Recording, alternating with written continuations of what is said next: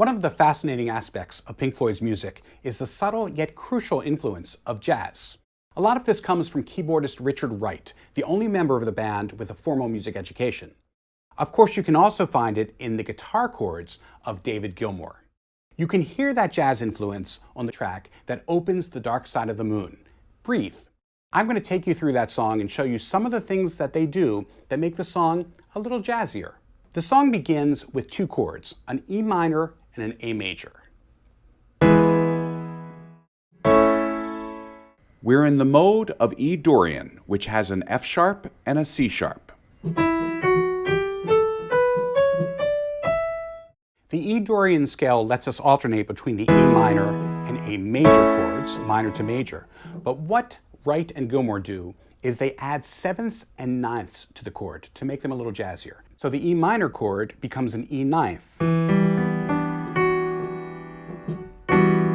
And the A major chord becomes an A major seventh. Here's what it sounds like all together. So without those sevenths and ninths, you got this. Not that interesting, but add those ninths and sevenths. A much richer sound. Now Gilmour adds slide guitar parts that emphasize the seventh and the ninth.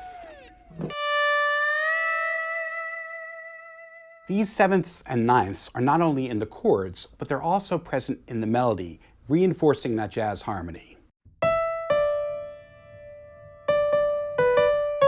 And then the harmony line.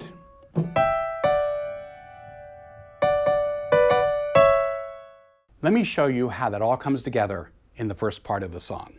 Breathe, breathe in the air. Don't be afraid to care. Leave, but don't leave me. Look around, choose your own ground. The second part of the song, what some people call the chorus or the B section, begins with a C major chord. Now that's kind of surprising because the E Dorian scale has a C sharp but not a C natural. There are lots of ways of analyzing this, but I say we've moved to a C tonal center, and that's reinforced by some of the chords, a C, a G, and an F. It definitely feels like we're in C, at least for the moment. Now Gilmour and Wright add sevenths.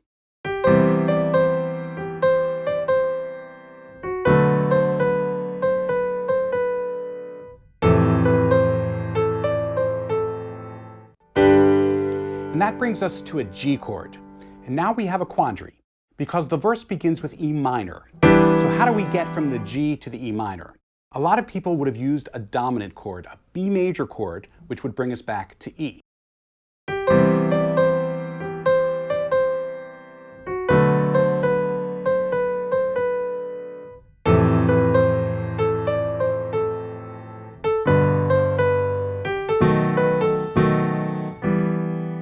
But Wright takes a different approach. He uses this chord, a D sharp ninth, sometimes called a major minor chord because it has both the F natural and the F sharp.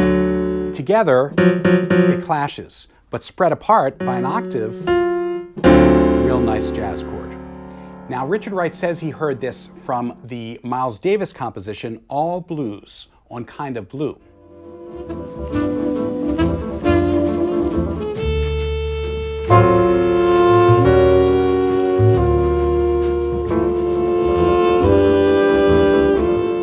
But it wasn't just jazz musicians who used this chord. Rock musicians did too. Jimi Hendrix used it so much they called it the Hendrix chord. Just listen to the sequence from Foxy Lady. Foxy. Foxy. But even before Hendrix, the Beatles had used it in songs like Taxman. Let me tell you how it will Now the D sharp major chord on its own is interesting, but what Wright does is even better. He goes from the D sharp ninth to the D flat ninth, and then back to the E minor ninth. It creates a lovely moving line.